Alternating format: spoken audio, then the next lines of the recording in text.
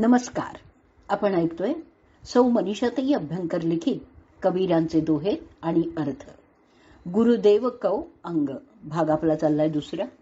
कबीरांनी नाथ संप्रदायाप्रमाणे गुरुंना अत्यंतिक महत्व दिलेलं आहे. सद्गुरूंच्या दिव्य कृपा प्रसादाने शिष्याचा ज्ञानचक्षु उघडतो आणि तो ज्ञानसागरात पोहण्यास समर्थ होतो. सद्गुरू दिव्य शक्तीने संपन्न आहेत, त्यांची महत्ता अपरंपार आहे. मग त्याचं वर्णन करताना कबीर म्हणतात की सतगुरु की महिमा अनंत, अनंत किया उपकार, लोचन अनंत उघाडिया, अनंत दिखावण हार. सतगुरु की महिमा अनंत, अनंत किया उपकार, लोचन अनंत उघाडिया, अनंत दिखावण हार. कठीण शब्दांचे अर्थ सांगते. लोचन अनंत म्हणजे ज्ञानचक्षु, अनंत म्हणजे ब्रह्म. आता दोह्याचा अर्थ बघूया. गुरूंचा महिमा सीमाहीन आहे. त्यांनी माझ्यावर अनंत उपकार केले आहेत आणि त्यांनी माझे डोळे उघडले की ज्यामुळे मला अनंत प्रभूचं म्हणजे ब्रह्माचं दर्शन झालं. सद्गुरू हे दिव्य शक्तीने युक्त आहेत व त्यांचं महात्म्य अनिर्वचनीयच आहे. त्यांनी अनंत कृपा करून शिष्याला अपरिमेय शक्ती प्रदान केलेली आहे. त्यांनी डोळे उघडले म्हणजे हृदय प्रकाशित केलं. ते अनंत दिखावण हार आहेत, म्हणजेच परमज्योती दाखवणारे आहेत, ब्रह्मज्ञान देणारे आहेत. ते ज्ञानदृष्टी देतात, त्यामुळे शिष्य ब्रह्म साक्षात्कार करून घेऊ शकतो. श्रीकृष्णांनीही अर्जुनाला त्यांचं अनंत असं विश्वरूप पाहिला, अशीच दिव्य दृष्टी दिली होती आणि त्यामुळेच अर्जुन त्या विश्वरूपाचं दर्शन घेऊ शकला. नाही तर त्यावेळी रणांगणात दोन्ही बाजूंची सैन्य उपस्थित होतीच. पण श्रीकृष्णांनी दाखवलेलं विश्वरूप अर्जुन आणि संजयाशिवाय कोणीही पाहू शकला नाही. सद्गुरू त्या अनंताचं दर्शन घेण्यासाठी अशीच दिव्य दृष्टी देतात आणि त्यामुळे शिष्य त्या अनंताचं ज्ञान करून घेऊ शकतो. मराठी साखी ऐकूयात. सद्गुरूचा महिमा अनंत, अनंत करे उपकार, ज्ञानचक्षु तो देता खोलुनी, होतो साक्षात्कार. सद्गुरूचा महिमा अनंत, अनंत करे उपकार, ज्ञानचक्षु तो देता खोलुनी, होतो साक्षात्कार. या उपकारांना अनंत का म्हटलं आहे ते त्यांनी पुढील दोह्यात सांगितलेलं आहे.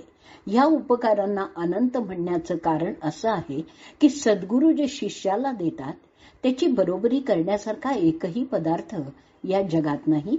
आणि हे सांगताना कबीर म्हणतायत की राम नाम के पटंतरे, देबे को कछु नाही, क्या ले गुरु संतोषिए, हौस रहे मन माही. राम नाम के पटंतरे, देबे को कछु नाही, क्या ले गुरु संतोषिए, हौस रहे मन माही. कठीण शब्द बघूयात. पटंतरई, पटंतरे म्हणजे बदल्यात. हंस, हंस म्हणजे प्रबल इच्छा. या दोह्याचा अर्थ बघूयात. सद्गुरूंनी रामनामासारखी दिव्य वस्तू प्रदान केली की त्याच्या बदल्यात देण्यासारखं माझ्याजवळ दुसरं काहीही नाही. काय घेतल्यानंतर गुरु संतुष्ट होतील हीच एक हौस माझ्या मनात आहे. या जगात माणसं आपापसात अनेक वस्तूंची देवघेव करत असतात. अर्थातच त्या सर्व गोष्टी नाशिवंतच असतात. तसंच सर्वच गोष्टींनी मनुष्याचं अंतिम कल्याण होत नाही. सद्गुरूंनी मात्र रामनामासारखी दिव्य वस्तू शिष्याला प्रदान केली आहे. ती दिव्य आहे कारण ही कोणती भौतिक गोष्ट नाहीये की कोणाला दाखवता येऊ शकेल. ही गोष्ट गुप्त आहे. सद्गुरूंनी दिली की ती फक्त शिष्यालाच आपल्यालाच मिळालेली आहे हे कळून येतं आणि तो तिचा स्वकल्याणासाठी उपयोग करून घेऊ शकतो. आणि हेच त्यांनी त्याच्यावर केलेले अनंत उपकार आहेत. कबीरांनी रामनामाची महती गायली असली तरी त्यांचा राम म्हणजे आत्माराम आहे. त्यासाठी त्यांनी राम, गोविंद, हरी वगैरे अनेक वैष्णव नामांचा उपयोग केलेला आहे. सद्गुरूंनी रामनामासारखी वस्तू दिली म्हणजेच त्या चिदानंद रूपाची ओळख करून दिली आहे.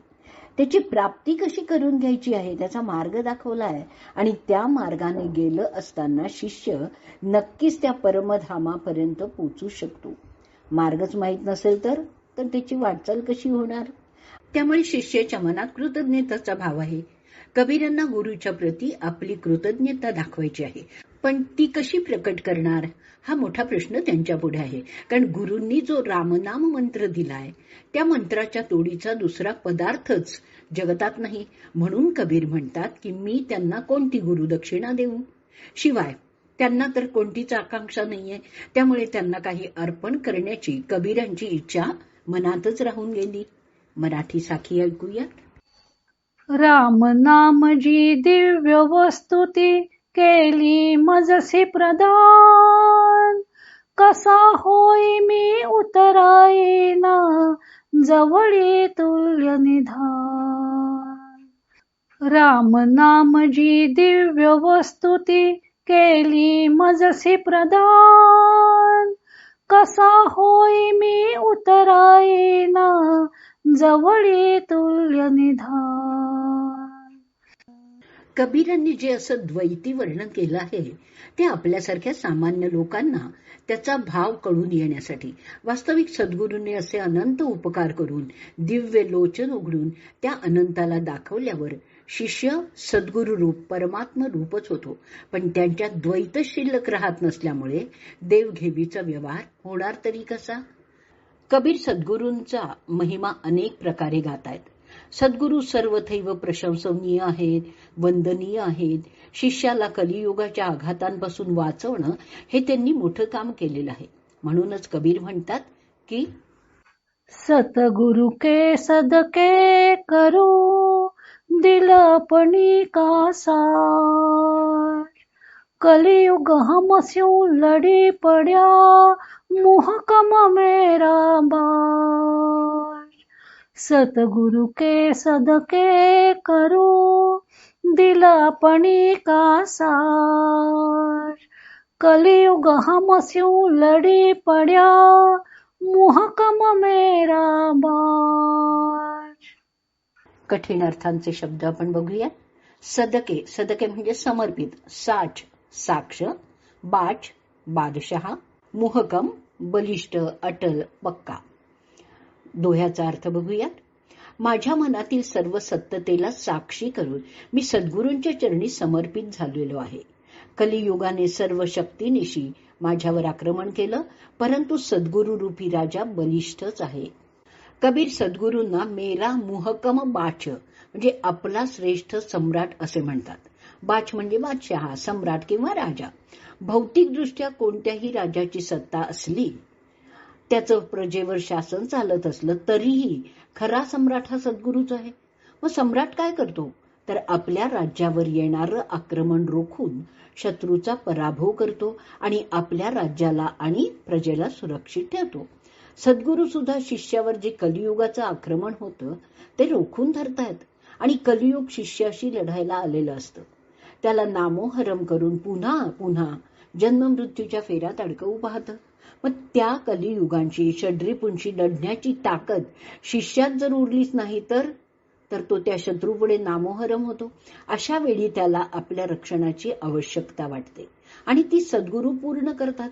त्याच्या भोवती पडलेला षड्रिपूंचा वेढा पडलेला असतो, जणू चक्रव्यूहच. त्यातून बाहेर पडणं कठीण असतं, ते महाकर्म कठीण असतं. त्या शत्रूच्या जाळ्यातून सोडवायला एकच सद्गुरू समर्थ असतात. आणि म्हणूनच कबीर म्हणतात की कलियुगाने भयानक आक्रमण करून सुद्धा आपण त्याला तोड देऊ शकलो, कारण बलिष्ठ अशा सद्गुरूंचं बळ त्यांना लाभलेलं होतं. कलियुगातील काम, क्रोधादी शत्रू लढण्यास सिद्ध आहेत. ते सतत मनुष्यावर वारच करीत असतात, परंतु सद्गुरू रूपी राजाचा ज्याला आश्रय प्राप्त होतो तो मनुष्य या कलियुगाच्या सैन्याला तोंड देऊ शकतो. आणि म्हणूनच कबीरांनी सद्गुरुचरणी आत्मसमर्पण केलेलं आहे. आता हे समर्पण आहे ते मनोमन आहे.